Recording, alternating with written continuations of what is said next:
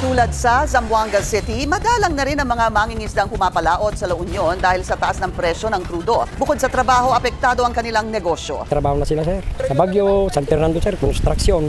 Kasi mahal ng krudo. Kung ibabawas lahat ng gastos, 200 piso na lang daw ang kita ng bawat mangingisda kada araw. Wala namang makain kung hindi ka lalaot, kahit bahal na yung langis, talagang pupursige ka talagang maghanap buhay dahil paano yung mga pamilya kasi. Kaibigan, natutupad na ang katuparan ng propesya ng tagutom sa bansa. Nangyayari na ayon sa Mateo chapter 24. Halika, atin itong pag-usapan mga kaibigan. Aminado ang DOE na limitado ang supply ng LPG sa bansa. Sa lahat ng mga produktong petrolyo, ito raw ang may pinakamababang inventaryo. Sa taya ng Department of Energy, mayroong supply ng LPG sa bansa na kayang tumagal ng 33 araw. Ito ang pinakamababang inventory sa hanay ng mga produktong petrolyo. Ngayong buwan naglalaro sa 17 to 36 pesos per cylinder ang dagdag sa presyo ng LPG. Paliwanag dyan ng DOE. Kasi po ang normal na routes nito hindi na feasible, so they have had to go on different routes in order to procure. Kaya umakyat naging spot price na to. Hindi na siya long-term contract. Halos 20 piso kada litro ang taas presyo ng nakaambang ipatupad sa diesel sa panibagong mega oil price hike ngayong linggo. Nagkakasana ang isang grupo ng mga driver at operator ng transport holiday. Ang pinakamahal na gasolina sa NCR aabot na sa halos 120 pesos kada litro. Ang pinakamahal na kerosene aabot na sa 178 pesos per liter. Kaya maraming supera nangangamba sa patuloy na paglobo ng mga presyo ng petrolyo. Ngayon na ang mahirap Ano na yung hanap buhay namin? Hindi na kami makapag-boundary rin yan. Ito, pang diesel lang to talaga isang ikot. So ang mangyayari sa amin bilang isang jeepney driver, kung babiyahe kami or hindi, ganun na lang ang mangyayari. Nagbabalak naman ang isang samahan ng mga transport driver at operator sa bansa na magpatupad ng malawakang transport holiday. Yung holiday po, dahil wala na pong kinikita, titigil na po, wala nang bibiyahe dahil nga wala na pong ang kinikita. Ang tagutom sa Mateo 24 nagsisimula na sa Pilipinas. Hindi na ito basta balita sa TV, ito ay katuparan ng propesya. Sabi sa Mateo 24 verse 7, at magkakagutom at lilindol sa iba't ibang dako. Habang ang mundo ay nakatitig sa gera sa Middle East, isang tahimik ngunit mabilis na tagutom ang gumagapang na sa loob ng ating mga kusina. Ang paboritong kainan dito sa Pilipinas, sa huling 2 linggo, biglang nagbago ang galaw ng mga mamimili. Iniiwasan na ang mga mamahaling pagkain at lumilipat na sa kung ano ang mura at nakakabusog. Handa ka na ba kung bukas ay wala na ring laman ang iyong lamesa? Ito na ba ang Great Hunger na binalaan?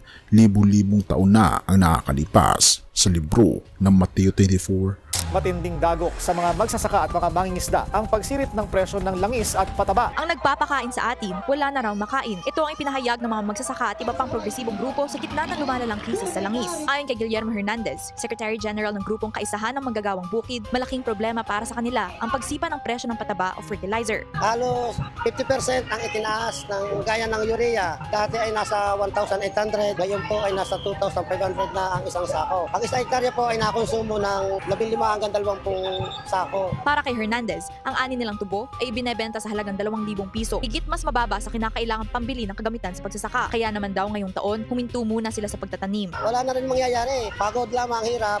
Lugi pa kami sa gasto. Base sa huling weekly price monitoring ng Agriculture Department sa mga pataba, naglalaro sa 1,040 pesos hanggang sa mahigit 2,800 ang presyo ng pataba depende sa klase. Ayon naman kay Agriculture Assistant Secretary Arnel de Mesa, pinag-aaralan na ng ahensya ang mga alternatibo sa synthetic fertilizer. Dagdag ng opisyal, stable pa ang supply ng bigas at mais ng bansa. Pero babala niya. Ayon sa mga restaurant groups at kay Chef Carlo Miguel, ang ating mga paboritong kainan ay mayroon na lamang kulang sa 30 na araw na inventory ng LPG at mga sangkap. Oo, natitirang 30 days na lang ang inventory ng LPG. Dahil sa krisis sa langis, ang presyo ng mga bilihin na inaangkat mula sa ibang bansa ay tumaas na ng 30% hanggang 40%. Therefore, ang bawat order mo ay hindi na lang basta pagkain. Ito ay naging luxury item na. Because I get shipments of produce almost weekly from overseas, I've seen the price increase dramatically. You know what I mean? Some are already seeing increases of 30 to 40%. Because I get shipments of produce almost weekly from overseas, I've seen the price increase dramatically. You know what I mean? Some are already seeing increases of 30 to 40%. Mapapansin ang shift sa consumer behavior. Ang mga dating nag-o-order ng steak ngayon ay nagsasettle na lang sa roast chicken para lang mabusog. Every day I monitor what the customers order. I read the feedback. I look at what's been ordered at all our branches. And what I've noticed is, I guess probably the last 2 weeks, there's been a slight shift away from the high ticket items like your steaks and things like that, and more towards the value products like your chicken, or, you know what I mean? And which I understand, people are uncertain at the time, so, they don't want to buy that expensive steak and where they can still get full ordering the roast chicken, right? Pero ang mas nakakatakot ay ang inflation sa mga local meals na umakyat na sa 49% at ang 62% increase sa presyo ng ilang pangunahing sangkap. Sa Quezon City at iba pang mga lungsod, pinaghahandaan na ang worst case scenario. Ayon pa sa balita, ang dating 200 pesos na lang na halaga ng pagkain, ngayon ay kailangan mo na ng 325 pesos para makakuha ng parehong dami.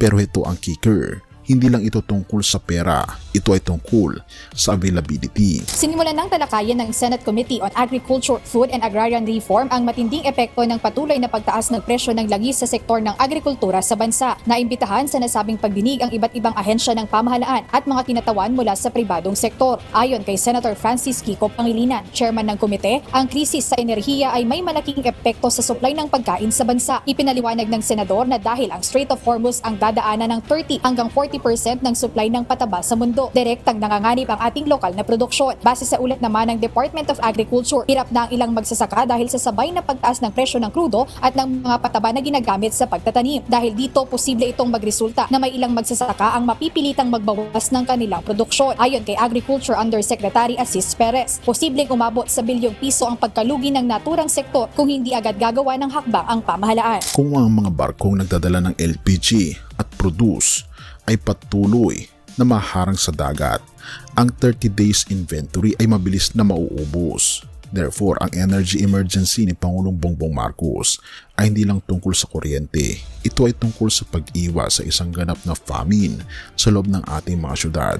In terms of crude oil supply, dahil pinapasok nila ang crude oil para i-refine dito sa Pilipinas at may save, iba ang presyuhan kapag nagpasok tayo ng crudo mismo, ng diesel, kaysa sa nagpasok tayo ng crude oil at tayo mag-refine. Mas mahal yung pagpapasok ka ng refined na diesel na. At ang ika niya ay meron na tayong supply of crude oil, sufficient supply hanggang June 30. Pero patuloy pa rin ang ating paghahanap ng supply, patuloy pa rin ang ating pagsuporta sa ating mga commuter para naman mabawasan ang bigat ng epekto nitong nagkakagulo sa Middle East. Okay? Maraming salamat. Magandang umaga sa inyo. Thank you. Thank you.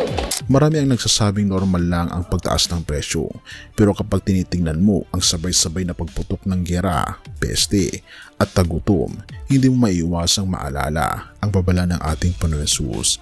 Ang giyera ng US, Israel at Iran ay ang bansa laban sa bansa at ang epekto nito sa ating sikmura ay ang tagutom.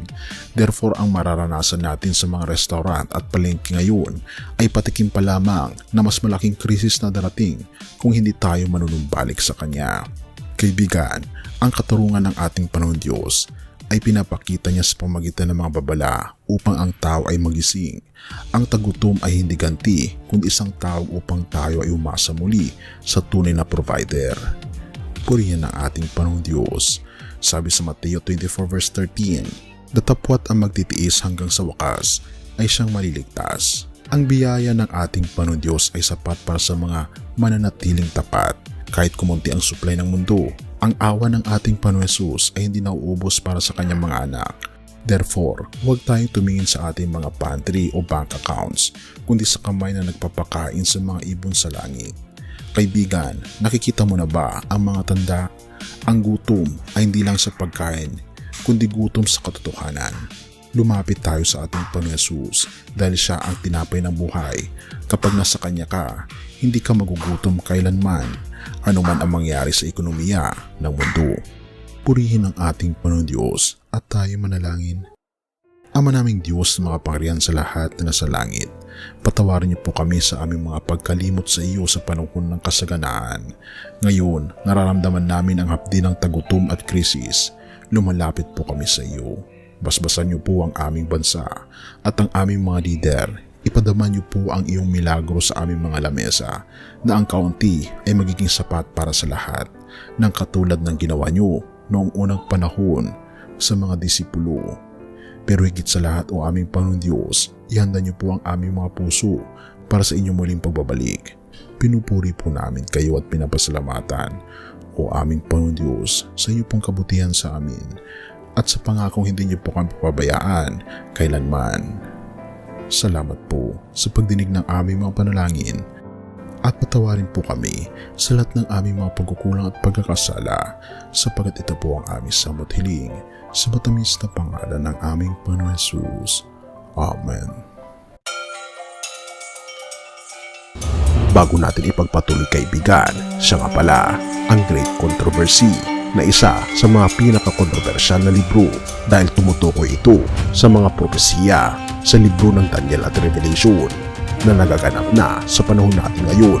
Bago ang pagdating ng ating Panginoong Diyos ay pinamimigay na namin ng libre sa pamamagitan ng PDF.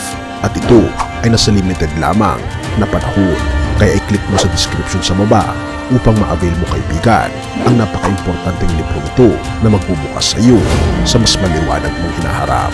Purihin ang ating Panginoong Diyos at tayo magpatuloy.